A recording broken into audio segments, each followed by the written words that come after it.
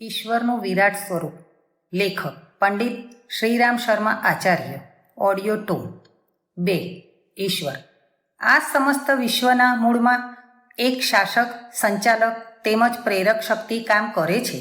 સૂર્ય, ચંદ્ર, નક્ષત્ર, ગ્રહ, ઉપગ્રહ નિરંતર પોતાની નિયત ગતિમાં અવિશ્રાંત યાત્રા કરતા રહ્યા છે. તત્વોના સંમિશ્રણથી એક નિયત વ્યવસ્થા અનુસાર ત્રીજો પદાર્થ બની જાય છે. બીજ પોતાની જ જાતિના છોડ ઉત્પન્ન કરે છે. સૂર્ય એક પળનો વિલંબ કર્યા વિના યોગ્ય સમયે ઉદય અને અસ્ત થાય છે. સમુદ્રમાં ભરતી અને ઓટ નિયત સમયે જ આવે છે. પૃથ્વી, જળ, અગ્નિ, વાયુ, આકાશ સૌની ક્રિયાઓ અચૂક છે. નાના નાના અદૃશ્ય પરમાણુ અત્યંત ગતિથી હલનચલન કરે છે, પરંતુ એમની આ ગતિમાં લેશ માત્ર પણ અંતર નથી પડતું. એક પરમાણુને બીજા પરમાણુ સાથે ટકરાવાના રહસ્યને શોધીને વૈજ્ઞાનિકોએ પ્રલયકારી પરમાણુ બોમ્બ બનાવ્યો છે. જો એક સેકન્ડમાં હજારો માઇલની ગતિથી આગ ઘૂમનારા આ પરમાણુ એકમેક સાથે ટકરાઈ જાય તો રોજ પ્રલય આવે. પરંતુ આપણે જાણીએ છીએ કે પ્રકૃતિના પ્રત્યેક પરમાણુ પોતાના ગુણ પ્રમાણે યોગ્ય રીતે કાર્ય કરે છે. જો સૃષ્ટિમાં નિયમિતતા ન હોત તો એક પણ વૈજ્ઞાનિક શોધ સફળ થાત નહીં. અગ્નિ ક્યારેક ગરમી આપે, ક્યારેક ઠંડક, તો એના ભરોસે કોઈ કામ કેવી રીતે થાય? રોજ અનેક વૈજ્ઞાનિક શોધ થઈ રહી છે. એનો આધાર એ બાબત પર નિર્ભર છે કે પ્રકૃતિની દ્રશ્ય તેમજ અદૃશ્ય શક્તિઓ પોતાના નિયમોથી સહેજ પણ વિચલિત નથી થતી. આ સર્વમાન્ય અને સર્વવિદિત તથ્ય છે કે પ્રકૃતિની સમસ્ત ક્રિયા પ્રણાલી નિયમિત છે. એના મૂળભૂત નિયમોમાં ક્યારેય અંતર પડતું નથી. આ નિયમિતતા અને ગતિશીલતાના મૂળમાં એક સત્તા અવશ્ય છે. વિચાર અને પ્રાણરહિત જળ પ્રકૃતિ પોતાના મેળે આ ક્રિયાકલાપ નથી ચલાવી શકતી. રેલવે, મોટર, એન્જિન, વિમાન, તલવાર, કલમ આદિ જેટલા પણ નિર્જીવ યંત્ર છે તેમને ચલાવનાર કોઈ સજીવ પ્રાણી અવશ્ય હોય છે. આ રીતે પ્રકૃતિની નિયમિતતા અને ઉદ્ગમ કેન્દ્ર પણ કોઈને કોઈ અવશ્ય છે. આ કેન્દ્રને આપણે ઈશ્વર કહીએ છીએ. ઈશ્વરનો અર્થ છે સ્વામી. જળ પ્રકૃતિના નિર્માણમાં, વ્યવસ્થા તેમજ સંચાલનમાં જે શક્તિ કામ કરે છે તે ઈશ્વર છે. કેવળ જળ પ્રકૃતિનું જ નહીં, ચેતન જગતનું પણ એ પૂર્ણ રીતે નિયમન કરે છે. એણે પોતાના નિયમોથી પ્રાણી માત્રને બાંધી દીધા છે. જે એ ઈશ્વરના નિયમાનુસાર ચાલે છે તે સુખી રહે છે, અને જે એ નિયમોને તોડે છે એ દુઃખી થાય છે અને નુકસાન ભોગવે છે.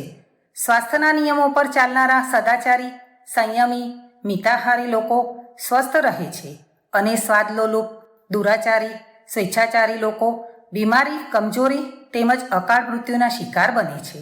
આ રીતે સામાજિક, માનસિક, બૌદ્ધિક, આત્મિક, ધાર્મિક, આર્થિક, રાજનૈતિક ક્ષેત્રોમાં કામ કરનારા ઈશ્વરીય નિયમોનું યોગ્ય રીતે પાલન કરે છે તેઓ એક ક્ષેત્રમાં સ્વસ્થતા, સમૃદ્ધિ તેમજ ઉન્નતિ પ્રાપ્ત કરે છે.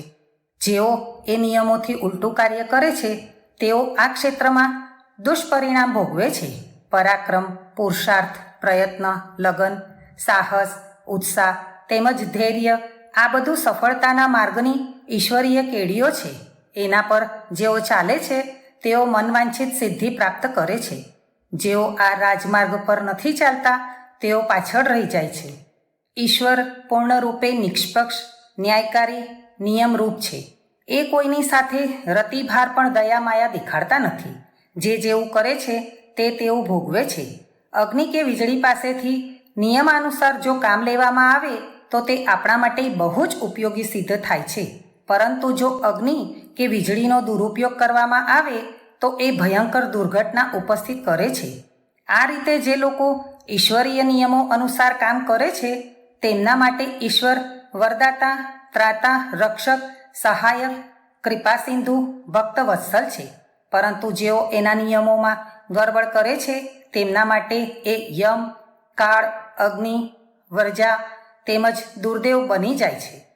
મનુષ્યને સ્વતંત્ર બુદ્ધિ આપીને ઈશ્વરે એને કામ કરવા સ્વતંત્ર અવશ્ય બનાવ્યો છે, પરંતુ નિયમન પોતાના હાથમાં જ રાખ્યું છે.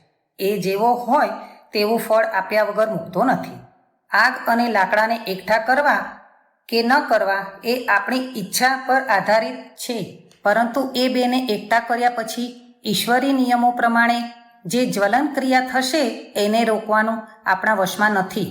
આ પ્રકારે શુભ અશુભ કર્મ કરવાનું તો આપણા હાથમાં છે, પરંતુ એનાથી જે સારા ખરાબ પરિણામો ઉત્પન્ન થશે તે ઈશ્વરની નિયામક શક્તિના હાથમાં છે. જૈન અને બૌદ્ધ ધર્મો કર્મની ફળની અનિવાર્યતા સ્વીકારે છે, તેથી તેઓ ઈશ્વરને બ્રહ્મની દ્વિતીય સત્તાને માને છે. સત્કર્મ કરવું, પ્રકૃતિના કઠોર અને અપરિવર્તનશીલ નિયમોનું ધ્યાન રાખવું, પોતાના આચાર વિચારને ઈશ્વરીય નિયમોની મર્યાદામાં રાખવા ઈશ્વર પૂજા છે. પોતાની યોગ્યતા અને શક્તિઓનો વિકાસ કરવો, બાહુબળને આધારે આગળ વધવું, પોતાના ભાગ્યનું સ્વયં નિર્માણ કરવું ઈશ્વરવાદીઓનો મુખ્ય સ્વભાવ હોય છે, કેમ કે તેઓ જાણે છે કે સબળ અને જાગૃતને આગળ વધારવા અને નિર્બળ, આળસુ, અકુશળ અને અસાવધાનોનો નાશ કરવો પ્રકૃતિનો નિયમ છે. આ કઠોર નિયમમાં કોઈનાથી કોઈ પરિવર્તન થઈ શકતું નથી. ઈશ્વરવાદી આ નગ્ન સત્યને સારી રીતે જાણે છે. ઈશ્વર એમને જ મદદ કરે છે જે પોતાને મદદ કરે છે. આ માટે તેઓ ઈશ્વરની કૃપા પ્રાપ્ત કરી એના નિયમોનો લાભ મેળવવા માટે સદા શક્તિ સંચય કરવા તેમજ આગળ વધવા માટે પ્રયત્નશીલ રહે છે. આત્મનિર્ભર અને આત્માવલંબી હોય છે. પોતાના ભાગ્યનું પોતે જ નિર્માણ કરે છે.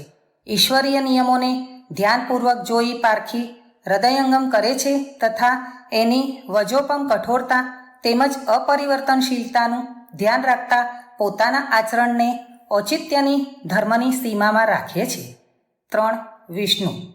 સંસારમાં એક સંતુલન શક્તિ પણ કામ કરી રહી છે, જે કોઈ વસ્તુની અતિવૃદ્ધિને રોકીને એને યથાસ્થાને લઈ આવે છે. સંસારની સુંદરતા અને વૈભવને એ કુરૂપતા અને વિનાશથી બચાવે છે. પ્રજનન શક્તિને જ લો. એક જોડું કેટલા બાળકો પેદા કરે છે. જો આ વૃદ્ધિ પેઢી દર પેઢી આ જ ગતિથી ચાલતી રહે તો થોડા જ દિવસમાં આખી પૃથ્વી એટલી ભરાઈ જાય કે સંસારમાં પ્રાણીઓને ઊભા રહેવાની જગ્યા ન મળે. માછલી એક વર્ષમાં લગભગ 17,000 ઈંડા મૂકે છે. માખી મચ્છર જેવા જંતુ 1,000થી માંડીને 60,000 સુધી પ્રતિવર્ષ ઈંડા મૂકે છે. તે ઈંડા 1-2 અઠવાડિયામાં જ પાકીને બાળકોના રૂપમાં આવી જાય છે અને પછી 2-4 અઠવાડિયા પછી એ પણ ઈંડા મૂકવા લાગે છે. એમની એક જ વર્ષમાં લગભગ 8 પેઢી થઈ જાય છે. જો આ બધા જીવતા રહે તો 5-10 વર્ષમાં જ આખો સંસાર એમનામાંથી કોઈ એક જાતિને રહેવા માટે ઓછો પડે. કીડી, ઉધઈ, તીડ આદિ જંતુ પણ ખૂબ ઝડપથી વધે છે. સુવર, બકરી આદિ પણ ઝડપથી અધિક સંતાન વૃદ્ધિ કરે છે. એક જોડી સ્ત્રી પુરુષ પણ સરેરાશ 8-10 બાળકો પેદા કરે છે. આ અભિવૃદ્ધિ જો ન રોકાય તો સંસારની સામે 5-10 વર્ષમાં બહુ જ મોટી સમસ્યા ઊભી થાય. પરંતુ લોકો કરોડો વર્ષ પ્રાણીઓને આ પૃથ્વી પર થઈ ગયા છતાં એવી પરિસ્થિતિ કદી ઉત્પન્ન થઈ નથી. સૃષ્ટિની સંતુલન શક્તિ એ વિષમતાને ઉત્પન્ન થતી રોકે છે.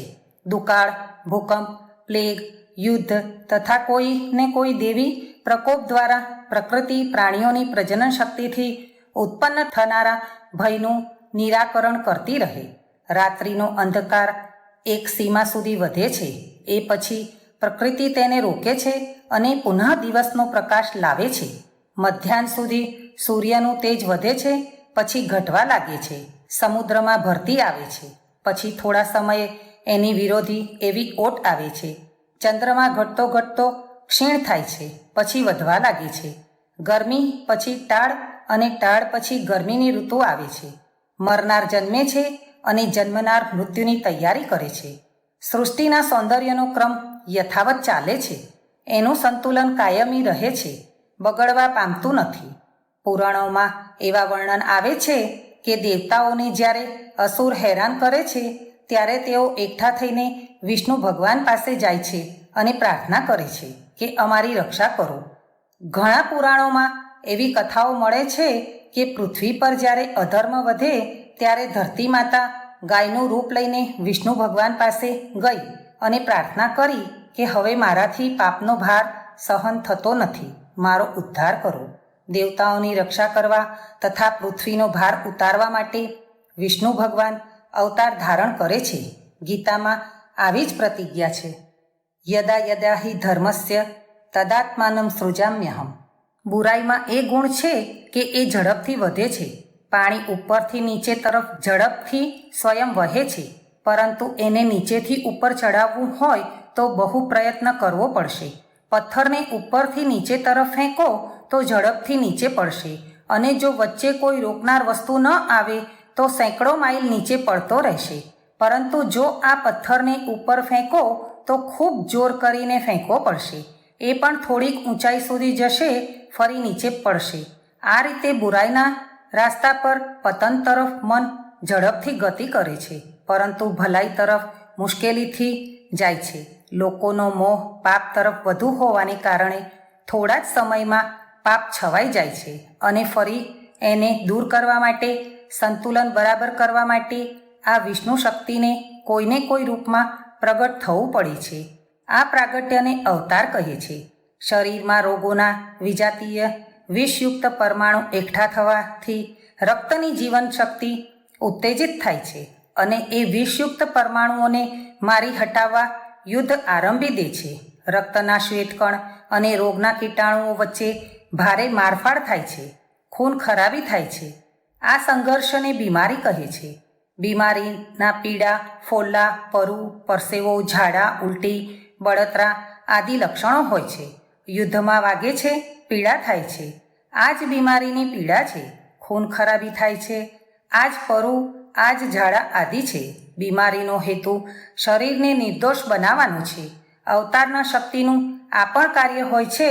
જ્યારે રાવણ, કંસ, હિરણ્યકશ્યપુ જેવા કુવિચારના પ્રતિનિધિ વધી જાય ત્યારે પાપોની પ્રતિક્રિયા સ્વરૂપ અંતરિક્ષ લોકમાં હલચલ મચે છે, અને આ વિષમતા હટાવવા માટે અવતાર પ્રગટ થાય છે. જ્યારે ગ્રીષ્મ ઋતુનો તાપ અસહ્ય બની જાય છે ત્યારે એને શાંત કરવા માટે મેઘમાલા ગરજતી આવે છે.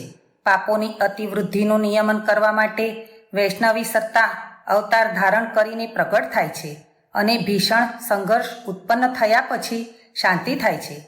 પરિત્રાણાય સાધુના વિનાશાય ચ દુષ્કૃતામ અવતારનો આ ઉદ્દેશ્ય હોય છે. ધર્મની સ્થાપના માટે એ વારંવાર પ્રગટ થાય છે. અવતાર સમિષ્ટ આત્માનું, પરમાત્માનું પ્રતીક છે. બધા આત્માઓની એક સંમિલિત સત્તા છે, જેને વિશ્વમાનવ અથવા સમાજનો સંમિલિત આત્મા કહે છે. આ પરમાત્મા છે. એક મનુષ્ય એમ ઈચ્છે કે હું સુખપૂર્વક રહું, મારી સાથે સૌ પ્રેમ, ભલાઈ તેમજ સહકારપૂર્ણ વ્યવહાર કરે. કોઈ એમ નથી ઈચ્છતું કે મારી સાથે ચોરી, હિંસા, છેતરપિંડી, કઠોરતા, અન્યાયનો વર્તાવ કરે. આ ઈચ્છા વિશ્વમાનવની સમિતિ આત્મા અથવા પરમાત્માની છે. પરમાત્માની વિશ્વમાનવની ઈચ્છાને જ ધર્મ કહે છે. અવતાર ધર્મની રક્ષા માટે હોય છે. અધર્મ અર્થાત વિશ્વમાનવની ઈચ્છાઓના પ્રતિકૂળ કાર્યો જ્યારે સંસારમાં વધી જાય છે ત્યારે એને દૂર કરવા માટે વિશ્વમાનવના અંતઃસ્થલમાં પ્રતિક્રિયા થાય છે, અને વિરોધનું તોફાન ઉઠે છે. આ ઉછાળાને અવતાર કહેવામાં આવે છે. અવતાર એક અદૃશ્ય પ્રેરણા છે. સૂક્ષ્મ વાતાવરણમાં પરમાત્માની ઈચ્છાનો આવેશ ભરાઈ જાય છે. જેમ આકાશમાં આંધી છવાયેલી હોય અને એ જ સમયે પાણી વરસે તો વર્ષાની બૂંદોમાં એ આંધીની ધૂળ મળી જાય છે. વસંતની ઋતુમાં પ્રકૃતિના સૂક્ષ્મ અંતરાલમાં કામક્ષોભનો આવેશ આવે છે. આ દિવસોમાં બધા નર નારીઓમાં, જીવજંતુઓમાં કામેચ્છા જાગે છે. ભય, ક્રોધ, હિંસા, સાંપ્રદાયિક રાજનૈતિક તણાવ, ઘૃણા તથા સત્કર્મોની પણ એક લહેર આવે છે. જેવું વાતાવરણ બને તેવું જ કામ મોટી સંખ્યામાં થવા લાગે છે. આ પ્રકારે વિશ્વમાનવ પરમાત્માની ઈચ્છા પૂર્ણ કરવા માટે સૂક્ષ્મ લોકમાં અદૃશ્ય વાતાવરણમાં આવેશ આવે છે. આ આવેશમાં પ્રેરિત થઈને કેટલાક વિશિષ્ટ પુણ્યાત્મા, જીવનયુક્ત મહાપુરુષ સંસારમાં આવે છે અને પરમાત્માની ઈચ્છા પૂરી કરે છે. એક સમયમાં અનેક અવતાર થાય છે. કોઈમાં ઓછી તો કોઈમાં વધુ શક્તિ હોય છે. આ શક્તિનું માપ લેવાનું ધોરણ કળા છે. વીજળી માપવા માટે યુનિટ ગરમી માપવા માટે ડિગ્રી, લંબાઈ માપવા માટે ઇંચ, અંતર માપવા માટે માઇલ જેમ હોય છે તેમ જ કોઈ વ્યક્તિમાં કેટલો અવતારી અંશ છે એનું માપ કળાના ધોરણથી થાય છે. ત્રેતામાં પરશુરામજી અને શ્રી રામચંદ્રજી એક જ સમયમાં 2 અવતાર હતા. પરશુરામજીને 3 કળાના અને રામચંદ્રજીને 12 કળાના અવતાર કહેવામાં આવે છે. આ તો એ સમયના વિશિષ્ટ અવતારી હતા. આમ તો અવતારનો આવેશ તો અનેકોમાં હતો. વાનરોની મોટી સેનાને તથા અનેક અન્ય વ્યક્તિઓને અવતાર સમતુલ્ય કાર્ય કરતા જોઈ શકાય છે.